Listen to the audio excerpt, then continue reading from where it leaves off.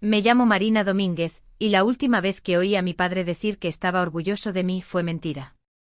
No me di cuenta entonces, pero la grieta en nuestra familia empezó años antes del día en que vendió mi casa a mis espaldas. Comenzó la noche que le dijo a Nacho, mi hermano mayor, a quien siempre rescataba, que algunas personas en esta familia están hechas para sobrevivir a la pérdida y otras no, y lo dijo mirándome a mí, no a él. Recuerdo estar allí parada, tragándome el dolor como si no tuviera derecho a sentirme herida, fingiendo que no importaba que mi padre hubiera decidido quién merecía salvarse y quién no.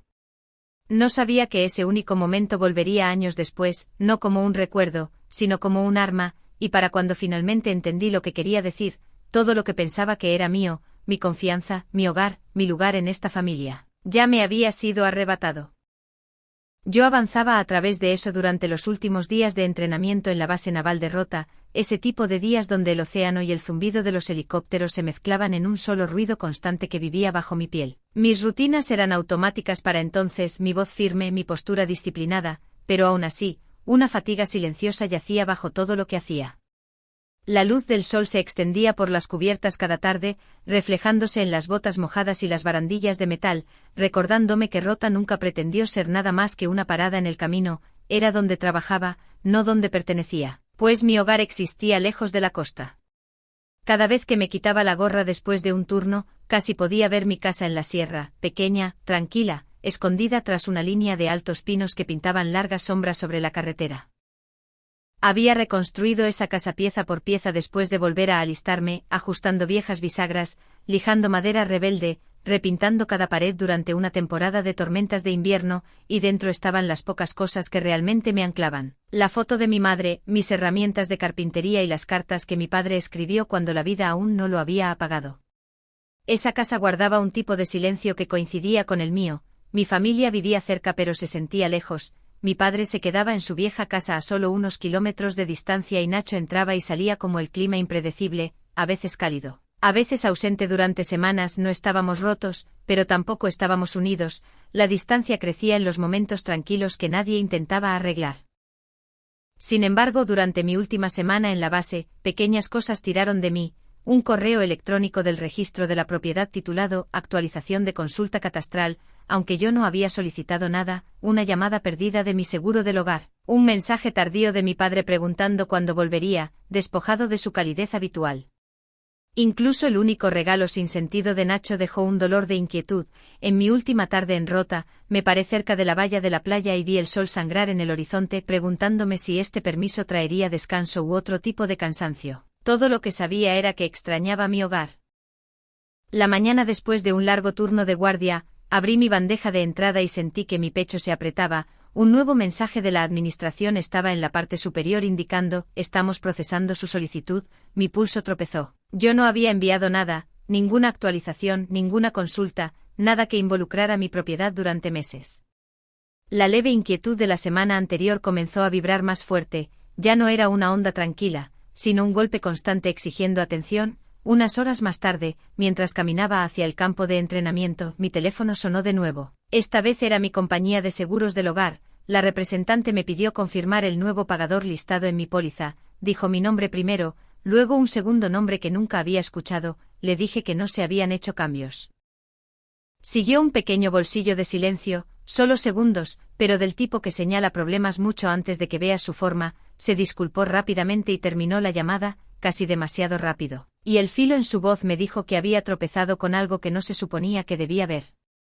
Esa noche la cara de Nacho apareció en videollamada, sus mejillas estaban rojas, su voz espesa, y detrás de él se extendía un descampado iluminado por una farola parpadeante. Una discusión distante se colaba en el audio. Murmuró que no debería preocuparme, que estaban tratando de arreglar algunas cosas antes de que llegara a casa. Luego cortó la llamada antes de que pudiera preguntar nada. No sonaba como un balbuceo de borracho. Sonaba como alguien tratando de no ser atrapado diciéndola verdad. Momentos después mi padre llamó. Su tono era cortante e apresurado, llevando una tensión que no estaba acostumbrada a escuchar de él. Cuando mencioné el correo del registro, lo descartó como un error técnico y me dijo que no me preocupara. Él nunca había sido vago sobre asuntos relacionados con la casa. El temblor en su voz me inquietó más que el mensaje en sí. Para cuando volví a entrar en la oficina, mis instintos estaban totalmente despiertos. años de servicio me habían entrenado para leer la perturbación mucho antes de que rompiera la superficie. Un oficial del cuerpo jurídico militar pasó junto a mí en el pasillo y casualmente preguntó si alguien me había pedido recientemente que volviera a firmar un poder notarial. Mencionó estafas dirigidas a militares. La pregunta golpeó como una hoja fría deslizándose bajo mis costillas. Yo no había firmado nada. Su momento era demasiado preciso para ignorarlo. Fue entonces cuando la inquietud se cristalizó en una advertencia. La mañana siguiente trajo la peor señal hasta ahora. Un correo de mi compañía eléctrica declaraba que mi cuenta sería transferida a un nuevo titular en 72 horas. Lo releí 3 veces, nunca había autorizado una transferencia. Alguien no estaba simplemente husmeando, estaban moviendo piezas en mi nombre. Llamé a Nacho, rechazó la llamada al instante. Fue como si alguien tirara de una cortina hacia atrás, revelando un vistazo de algo que no estaba destinada a ver. Cuando llamé a mi padre, contestó después de una larga demora, sonando conmocionado. Insistió en que la compañía eléctrica debía estar equivocada y me dijo que fuera a casa para que pudiera explicarme. Su voz se quebró en los bordes. Una pequeña fractura en cualquier historia que intentaba mantener unida. Revisé mi cuenta bancaria a través de la aplicación. Apareció un mensaje débil. Actualización de firmante secundario iniciada. Mi estómago cayó. Nadie tenía permiso para firmar nada en mi nombre. Nadie. Ese fue el punto de quiebre. Solicité el permiso inmediatamente sin esperar protocolo o plazos. Al atardecer, estaba parada en el borde de la costa de Rota, viendo las olas golpear contra las rocas con fuerza implacable. Sabía que volvía a la sierra antes de lo planeado. Y esta vez no anunciaría mi regreso. Si alguien pensaba que no estaba mirando, así era exactamente como descubriría lo que habían hecho. Lo que fuera que estuviera sucediendo ya había comenzado, y yo había terminado de ignorarlo. Para cuando llegué a las carreteras de montaña que llevaban a mi pueblo, el pálido sol de la tarde se había adelgazado en largas franjas deslizándose entre los altos pinos. Por un momento, el paisaje familiar me estabilizó de la manera que siempre lo hacía, pero la calma se hizo añicos en el segundo en que mi vecindario apareció a la vista. Mi respiración se detuvo y mi pulso tropezó. Algo estaba mal, tan mal que mi pie se levantó del acelerador sin darme cuenta. Un todoterreno plateado estaba sentado audazmente en mi entrada, aparcado como si estuviera destinado a quedarse. Luces de verbena colgaban de la barandilla de mi porche, brillando como si se hubiera planeado una celebración. Risas se elevaban desde el patio trasero, mezclándose con el olor a barbacoa flotando en el aire frío. Nada de esto me pertenecía, nada coincidía con la casa que había cerrado cuidadosamente antes de irme. Se sentía como entrar en una versión de mi vida donde ya no existía. Mientras caminaba más cerca, extraños llenaban mi césped, bebiendo y charlando tan cómodamente como si fueran dueños del lugar. Un niño pequeño pasó corriendo junto a mí, tirando de su madre detrás de él mientras desaparecían por mi puerta trasera. La sacudida hizo que mi corazón diera un vuelco, la sensación aguda y desorientadora. Nadie siquiera cuestionó por qué estaba allí. Una mujer finalmente se volvió hacia mí con una sonrisa cálida e inconsciente, y preguntó si yo era la antigua propietaria. Las palabras golpearon con el peso de una viga cayendo. Antigua, mi pecho se apretó, mis dedos se entumecieron.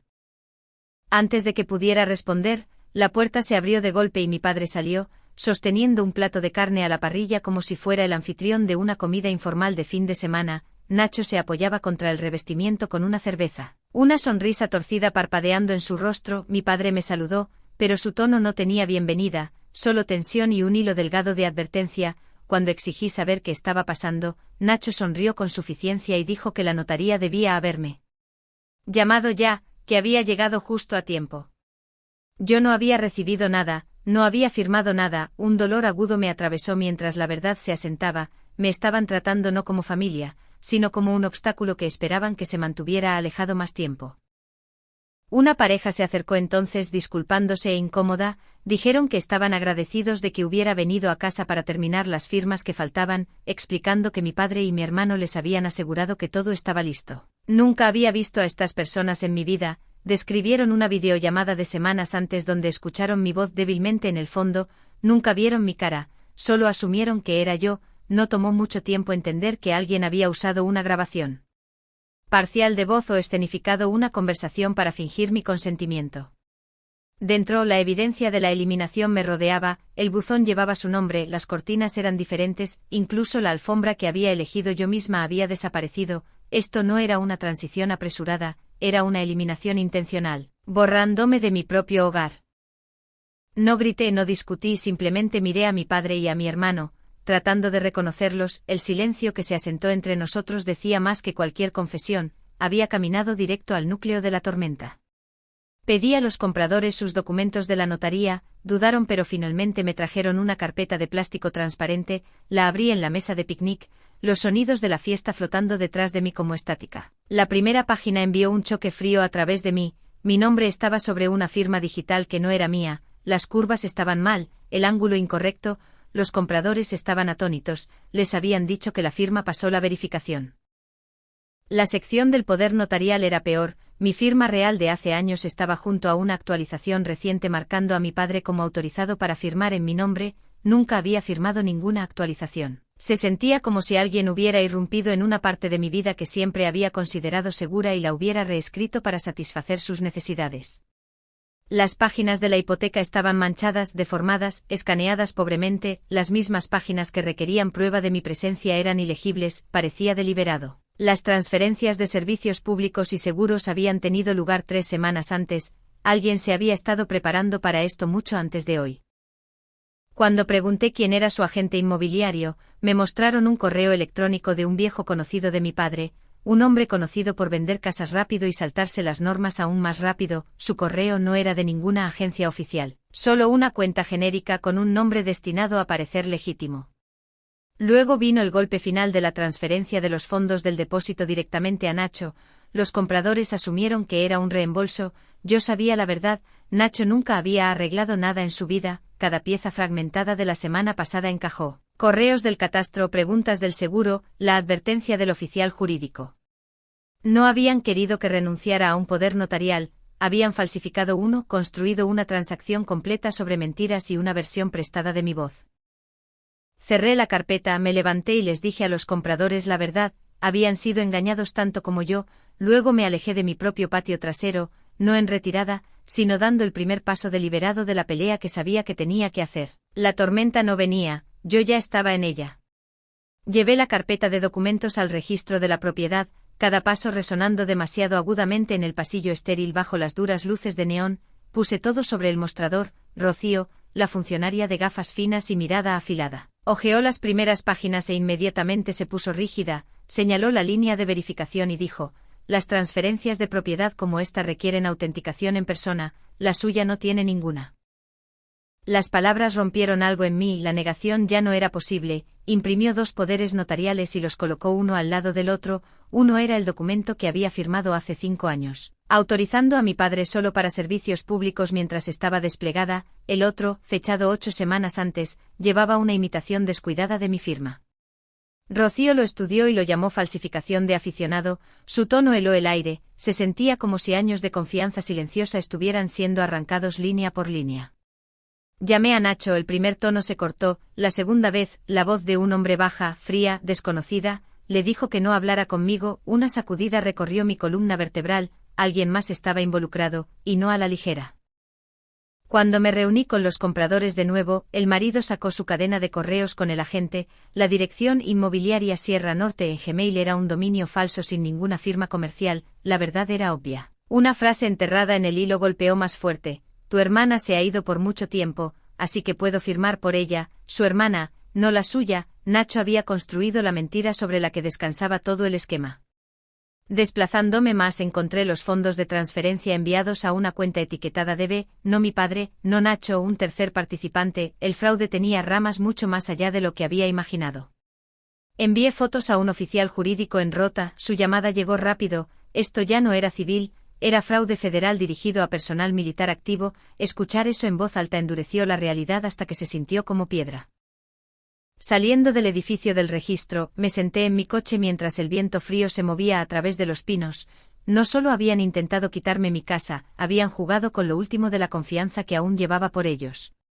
A la mañana siguiente presenté una denuncia formal en el cuartel de la Guardia Civil, el edificio olía a papel viejo y café quemado. El agente Ortega leyó todo lentamente, luego dijo la palabra que había estado rondando: criminal. Pesaba más de lo que esperaba. Revisó su sistema, el agente inmobiliario había dejado la provincia 36 horas antes, Nacho había ignorado su citación. Combinado con la voz invisible en el teléfono, la imagen se agudizó en algo que deseaba poder rechazar pero no podía. fui a la casa de mi padre, estaba sentado encorvado sobre un café frío, hombros caídos, cuando finalmente habló su voz era áspera. Nacho no solo había sido irresponsable, había sido amenazado.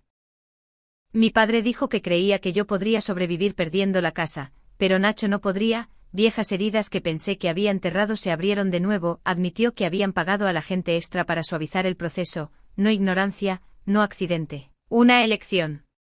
Al salir, me sentí suspendida entre dos mundos, el que todavía estaba atado a ellos, y el que me arrastraba hacia la verdad sola. Cuando llegué a mi coche el guardia civil llamó, habían atrapado al agente inmobiliario cerca de la frontera autonómica justo antes de que huyera, el alivio golpeó en el mismo momento que lo hizo la angustia. Cualquier ilusión que hubiera tenido sobre mi familia se había hecho añicos por completo, esto no era solo sobre una casa, era el momento en que la fractura finalmente salió a la superficie, innegable, irreparable y real.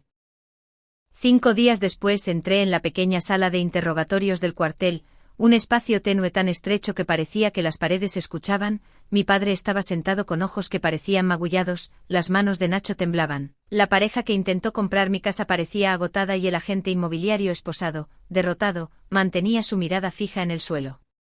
Nadie hablaba, no quedaba nada que ocultar. Cuando el agente se sentó frente a mí, se rompió casi de inmediato. Ver mi uniforme debió haber sacudido cualquier resolución que le quedara. Se apresuró a culpar a Nacho, diciendo que le habían dicho que yo aceptaba vender, que él solo empujó el papeleo. Su cobardía se extendió por la habitación como una corriente fría. Los compradores se rompieron después, la esposa lloró detrás de su mano, diciendo que solo querían un hogar seguro para su hijo, su marido se aferró a ella, ambos dándose cuenta de que se habían convertido en daños colaterales en un desastre que nunca pidieron. Mi padre no podía levantar los ojos de la mesa, el agente leyó los hallazgos: poder notarial mal utilizado, firma falsificada, venta inválida, la participación del corredor, el dinero transferido a Nacho. Cada palabra golpeó con el peso de un mazo. Entonces Nacho estalló gritando que nuestro padre lo había hecho para protegerlo de la gente a la que debía dinero. Lo corté y le pregunté cuándo le había importado a alguien más. El silencio cayó como una piedra. Cuando el agente preguntó si quería presentar cargos contra mi padre, dije que quería la verdad, no esposas, y cuando salí al aire frío de la montaña, supe que la peor parte aún estaba por delante. 5 días después, nos sentamos alrededor de una mesa redonda en una sala de juntas cerrada en el juzgado. El aire se sentía espeso, el tipo de pesadez que se asienta cuando demasiada verdad está a punto de aterrizar a la vez. Nadie hablaba. Mi padre mirando la mesa, Nacho temblando a su lado, los compradores tensos, el representante del banco rígido, el guardia civil ilegible. El abogado militar finalmente rompió el silencio, recorrió los hallazgos uno por uno. El poder era inválido para cualquier venta de propiedad. La venta era nula porque se pasó por alto el requisito de presencia del propietario y varios documentos habían sido alterados o escaneados mal en formas que sugerían fraude intencional. La venta fue cancelada oficialmente. Los compradores recibirían un reembolso completo. El alivio bañó sus rostros.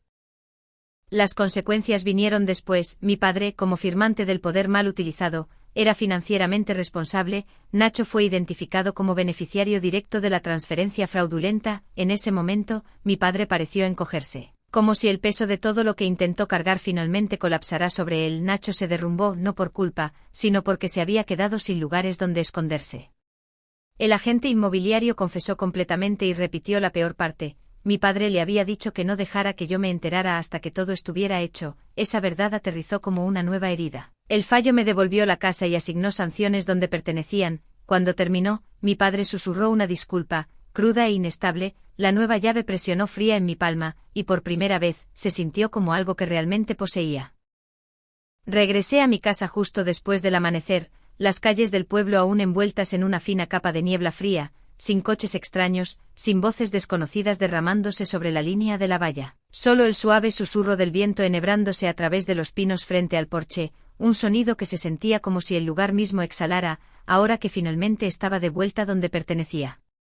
Cuando salí del coche y sentí el suelo frío bajo mis botas, fue como si estuviera volviendo a una vida que había sido desarmada y lentamente devuelta pieza por pieza. La nueva cerradura hizo clic suavemente cuando la giré adentro. La casa estaba más vacía de lo que esperaba, despojada de cualquier cosa que no me perteneciera.